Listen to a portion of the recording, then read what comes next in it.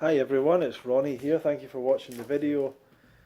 This is what I'm eating right now, some grapes.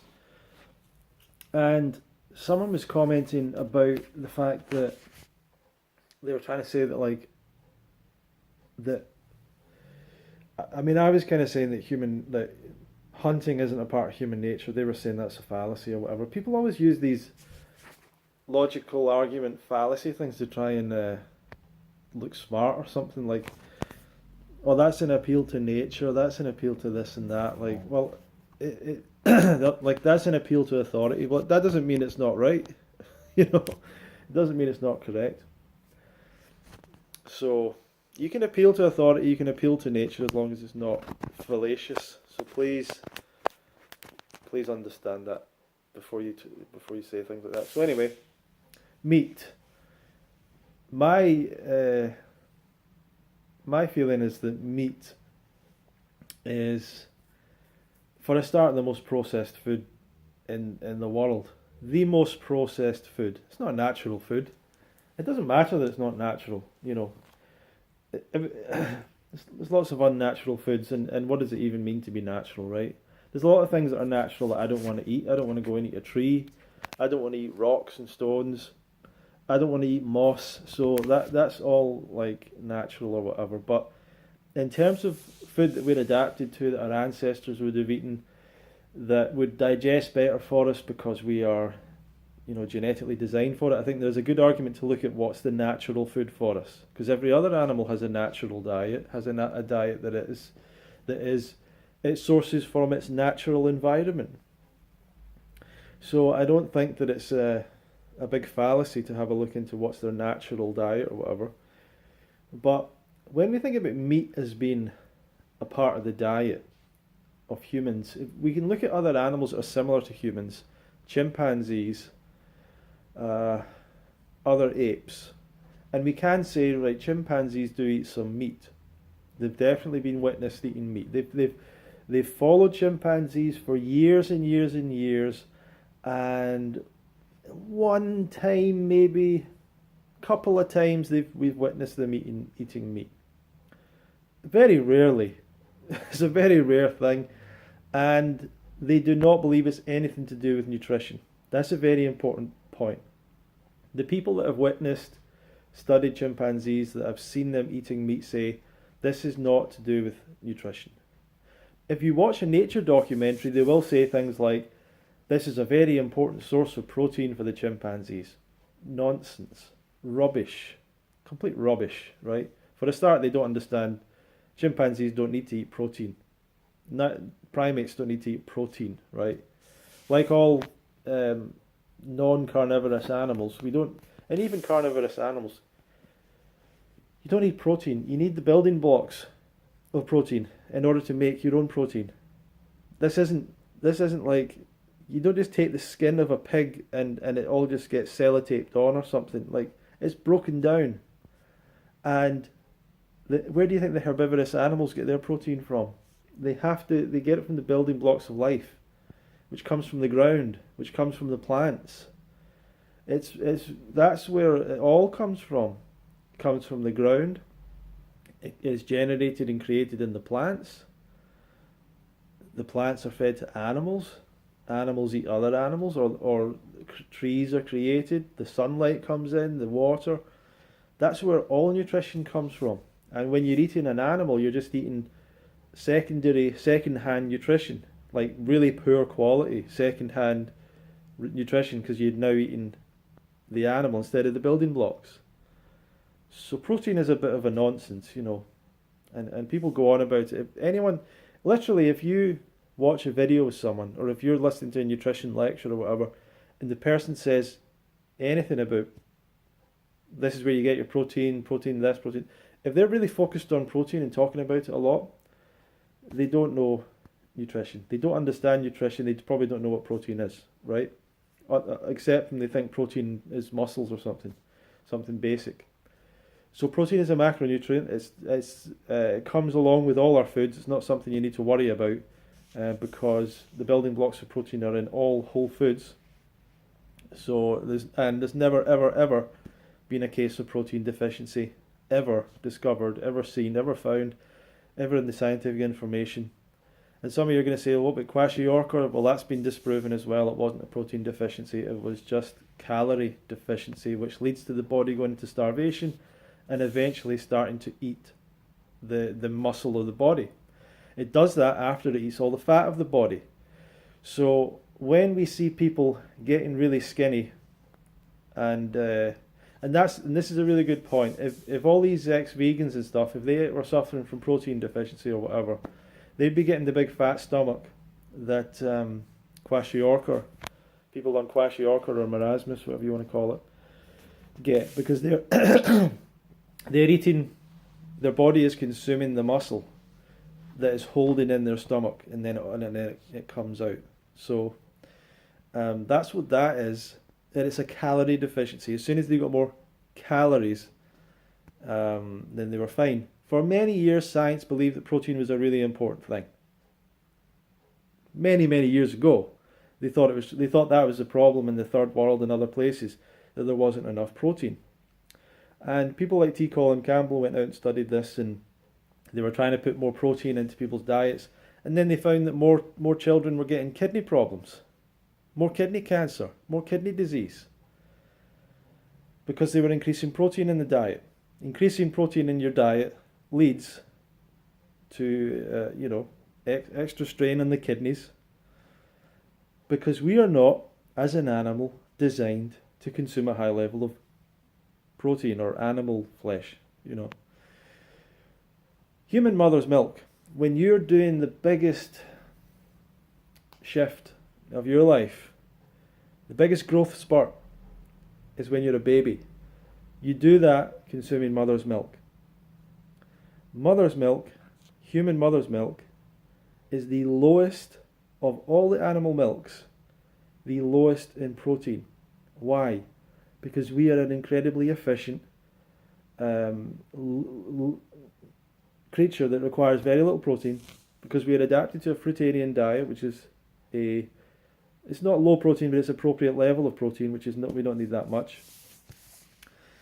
So to say that you need protein for growth, well, why don't we need protein as a baby? Why don't we need proportionately? It's all about proportions. It's not about the actual amount. So anyway, that's where everyone's going wrong with protein. You need to get rid of that idea. All of you people are hanging on to protein. I mean, look at some of these people. Look at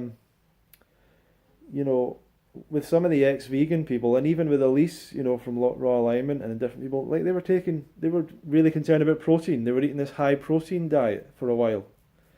They were on a vegan diet. They were focusing on more protein, and I was like, why are they doing that? I'm watching people doing that. I'm like, surely they've got the education.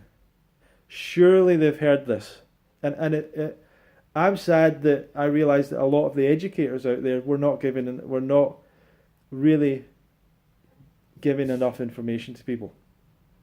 So I think some of the people that were the leaders or the teachers should have been going over this basic stuff. Like, protein isn't an issue for vegans. It never has been. So when someone comes out and says, when you're a vegan, you start eating your own animal flesh because you're not eating animal flesh, and you start wading away and blah, blah, blah. No, that doesn't happen, right? It doesn't happen. You would have, in order to get protein deficiency, it's almost impossible to do it. It is almost impossible. You would have to have a diet where you only eat processed foods in which protein has been removed. Even then, the body can recycle its own protein very efficiently. And it's most likely that you would have another issue before you had any protein-related issue because of that. You'd get scurvy or something, or some other problem. And even that would all take quite a long time to develop. So the idea that someone is vegan for a while and they get really skinny, well, what does that mean? That doesn't mean that they've lost their muscle or their protein. Getting skinny, that doesn't mean that. In fact, it's very hard to lose muscle that quickly. You don't just think about even people that work out. Someone that's been working out for years and then they stop. they don't like lose all their muscle immediately. It doesn't happen like that. We hold on to our tissue, right?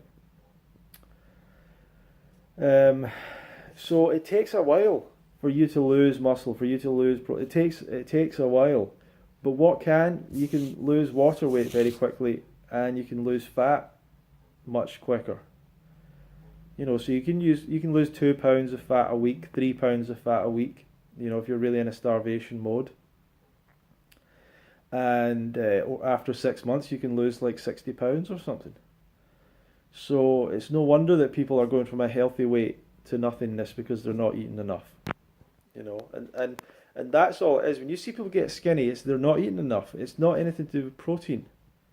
It just so happens that the high protein foods are high in fat, so they're high in calories.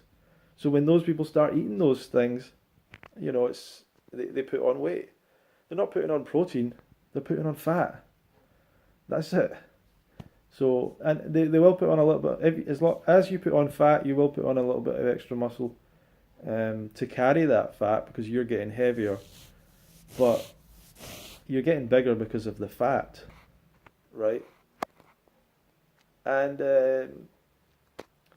actually building muscle and like that takes a long time. Like in terms of building a bigger physique, and that takes a long time, and it's very questionable as to what the limit to that is before people are taking, steroids and things like that. But I don't know much about steroids and bodybuilding and stuff, so I'll stay away from that. But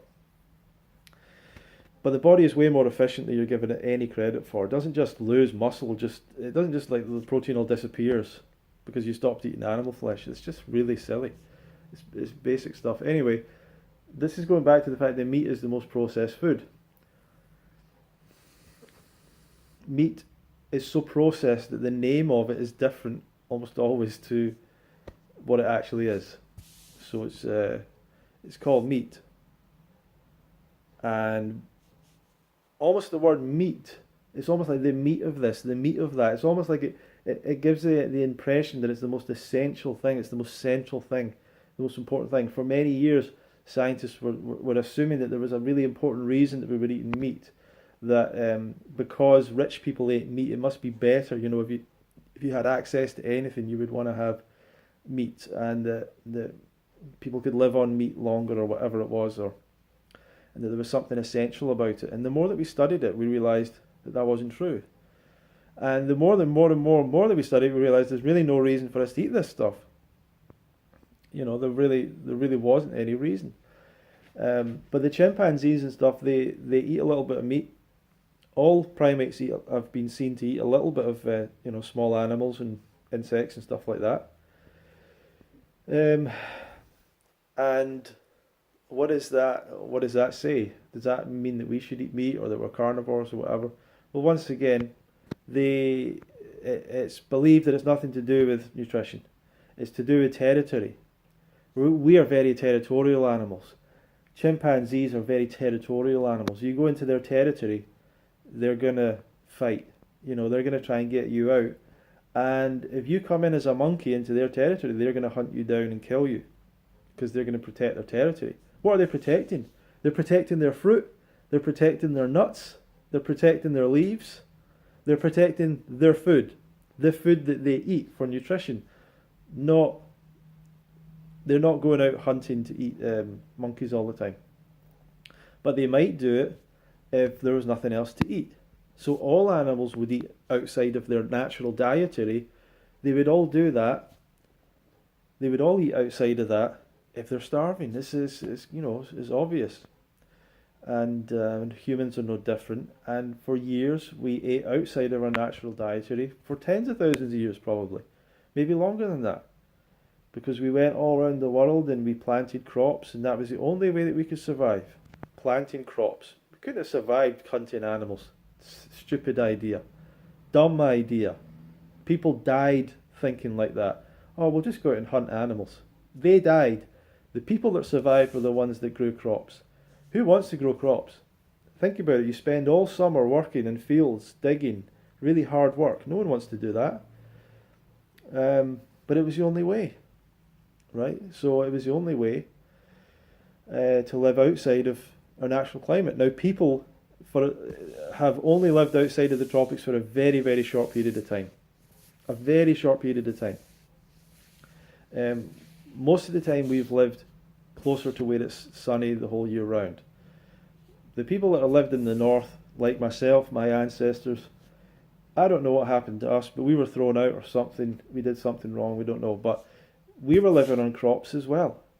Oats and boring things and whatever. And picking fruit when it was around, for sure.